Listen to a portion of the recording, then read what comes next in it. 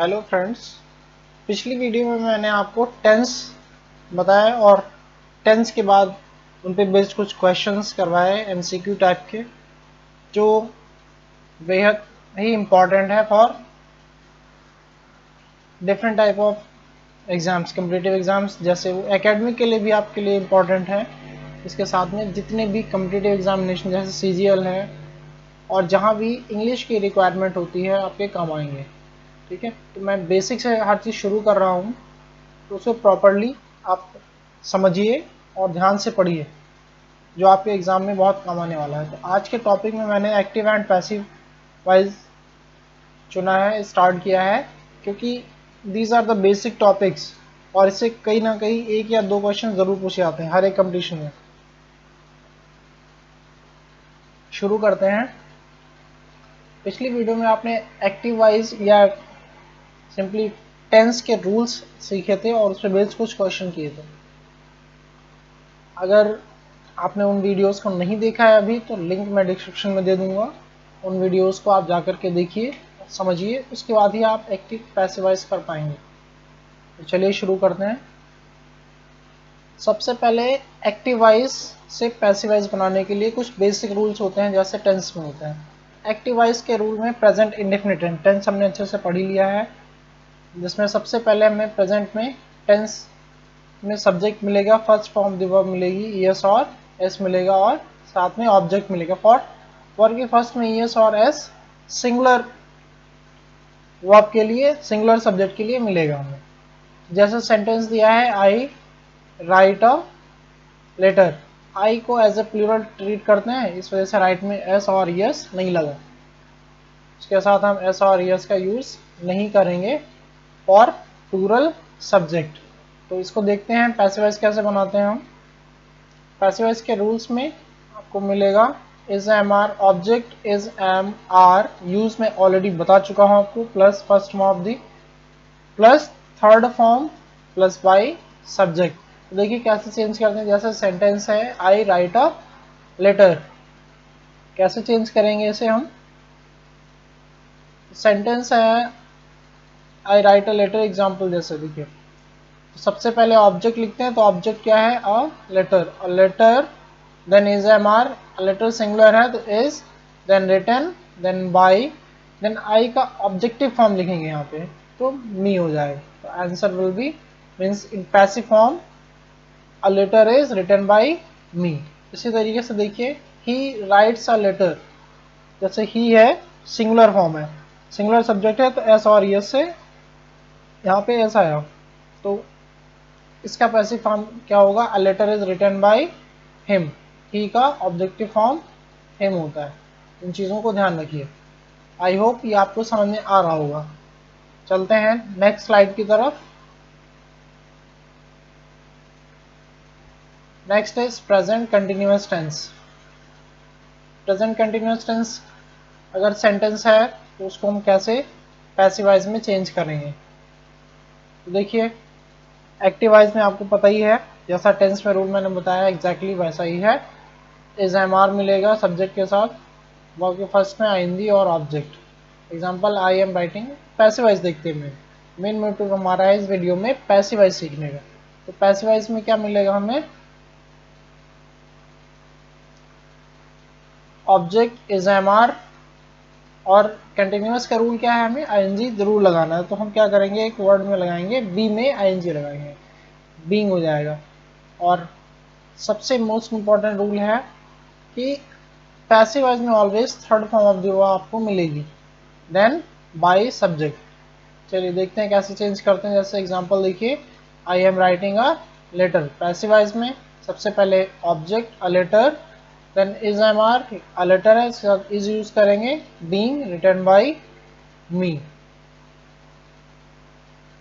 आई का objective form मी। तो इस तरीके से हम एक्टिव से पैसिवाइज चेंज कर सकते हैं। सेम इसी तरीके से पैसिवाइज टू एक्टिवाइज भी आप चेंज करेंगे, उसको मैं कभी और डिस्कस करूंगा। नेक्स्ट,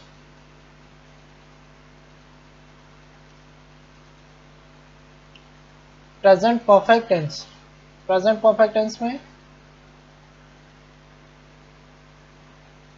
प्रेजेंट परफेक्ट टेंस में हमें क्या मिलेगा, subject has have, third form of the verb, then object in active voice. Passive voice में क्या मिलेगा हमें, ऑब्जेक्ट हैज हैव और एक वर्ड मिलेगा been, third form of the verb, then by subject. Example जैसे एक्टिव वॉइस में देखिए I have written a letter, इसको पैसिव वॉइस में कैसे चेंज करेंगे हम, a letter has been written by me. क्या होगा, सबसे पहले subject object a letter, then has have में से एक word has helping verb, then been, then third form, then written, then by, then subject। I hope कि आपको समझ आ रहा होगा। Next subject has have plus been, first form of the verb, और इसमें एक वर्ड छूट गया है, first form of the verb, फिर इसके साथ आईएनजी भी मिलेगा।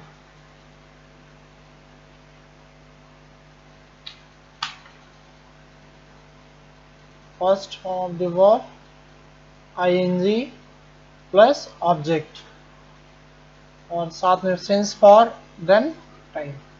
जैसे सेंटेंस है I have been writing a letter for 2 hours, यहाँ पे ऐसा कुछ सेंटेंस है, और इसका पैसिव वॉइस नहीं बनता है। किसी भी परफेक्ट कंटिन्यूअस का पैसिव वॉइस नहीं बनता है। तो ये थे तीनों प्रेजेंट टेंस के, इंडेफिनिट, कंटिन्यूअस एंड परफेक्ट के पैसिव वॉइस। अब चलते हैं पास्ट टेंस की तरफ। पास्ट टेंस में पहला है पास्ट इंडेफिनिट टेंस। इसमें क्या मिलता है हमें, एक्टिव वॉइस में सेम रूल है टेंस की तरीके से, second form of subject, then second form of the verb, then object. Sentence देखिए I wrote a letter.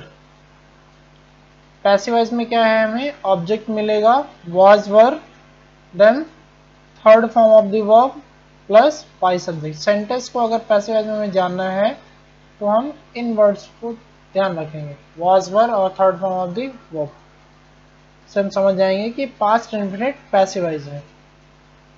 Sentence I write a letter, passive voice object सबसे पहले a letter, then was were से was, then written, then by me.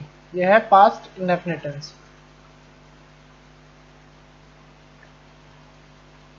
Next sentence देखिए he wrote a letter.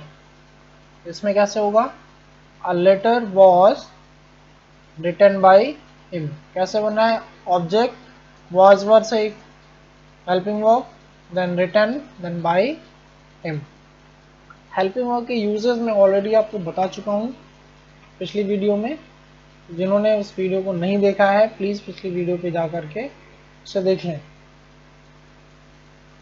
Next past continuous tense.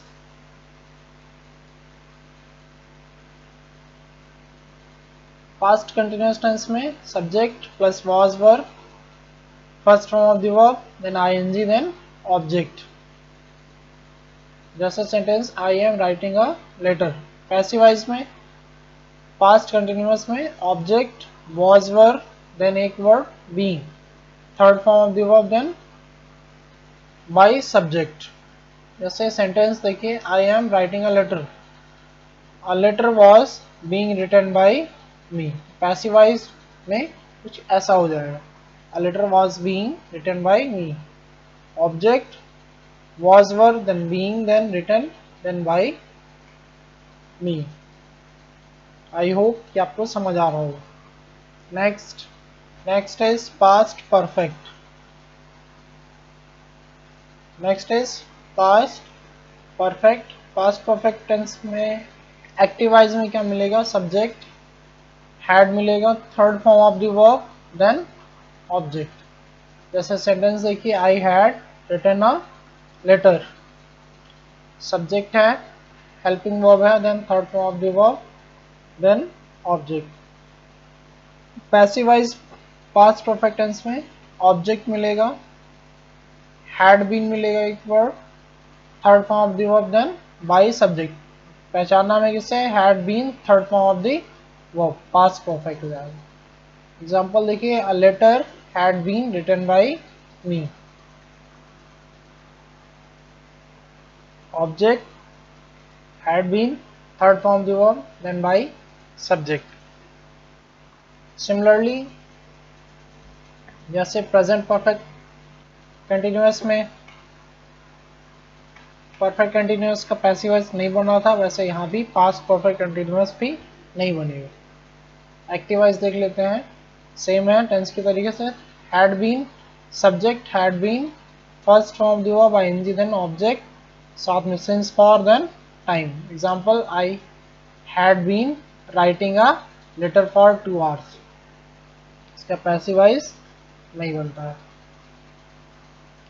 देखिए कई बार competitions में इसके regarding question पूछे जाते हैं और उसमें एक ऑप्शन होता है नन ऑफ दीज। तो आपको ऐसे क्वेश्चन में जब भी आपको टेंस मिले perfect continuous tense, then always आपको उसमें नन ऑफ दीज ही चूज करना है।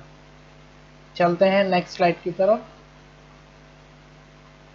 Next question, next is future indefinite tense. Future indefinite tense में क्या मिलेगा?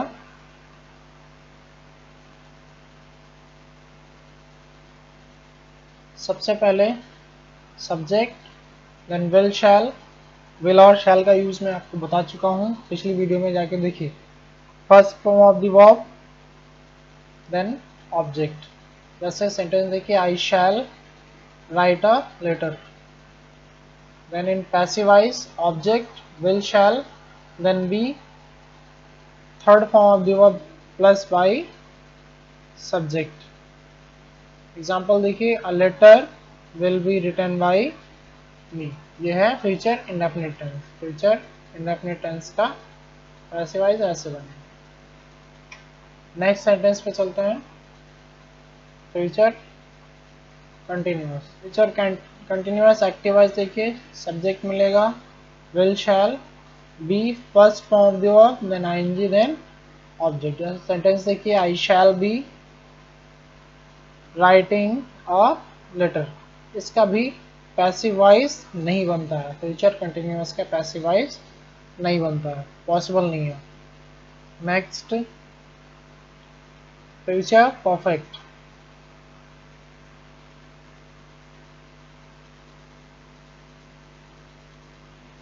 फ्यूचर परफेक्ट टेंस में हमें एक्टिव वॉइस में subject, will, shall, then have, third form of the verb, then object. Sentence देखिए, I shall have written a letter. I shall have written a letter, subject, will, shall में से एक verb, object. Passive voice में देखिए, future perfect में object मिलेगा, will, shall use करना है, have been, then third form of the verb, then by subject, plus other words अगर हैं तो वो भी यूज करना है। देन नेक्स्ट इज एग्जांपल देखिए, a letter will have been written by me. Future perfect tense में ऑब्जेक्ट, विल, शैल में से एक word, helping verb, have been, then written by me. I hope ये आपको समझ आया होगा। नेक्स्ट सेंटेंस की तरफ चलते हैं, फ्यूचर परफेक्ट कंटिन्यूअस। सिमिलरली, जैसे प्रेजेंट पास्ट परफेक्ट कंटिन्यूअस में नहीं बनता, उस तरीके से फ्यूचर परफेक्ट कंटिन्यूअस में भी पैसिव वॉइस नहीं बनेगा। तो फ्यूचर परफेक्ट कंटिन्यूअस में एक्टिव वॉइस देखिए, subject, will, shall, have been, first form of the verb ING, then object, then for plus time. Sentence देखिए, I shall have been writing a letter for 2 hours। Passive voice इसका नहीं बनता। इस तरीके से 12 sentences आपके active voice में बनते हैं और 8 सेंटेंसेस पैसिव वॉइस में बनते हैं। ठीक है, तो इस तरीके से ये आपका पैसिव वॉइस कंप्लीट हो गया टेंस के साथ में। और भी ज़्यादा डिटेल में पैसिव वॉइस में बताऊंगा, वो कुछ एक्सेप्शनल सेंटेंसेस होंगे, एडवांस सेंटेंसेस होंगे, मैं अगली वीडियो में उन्हें बताऊंगा बहुत शॉर्ट में।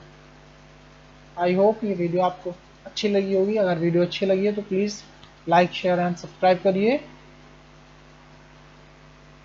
Thank you.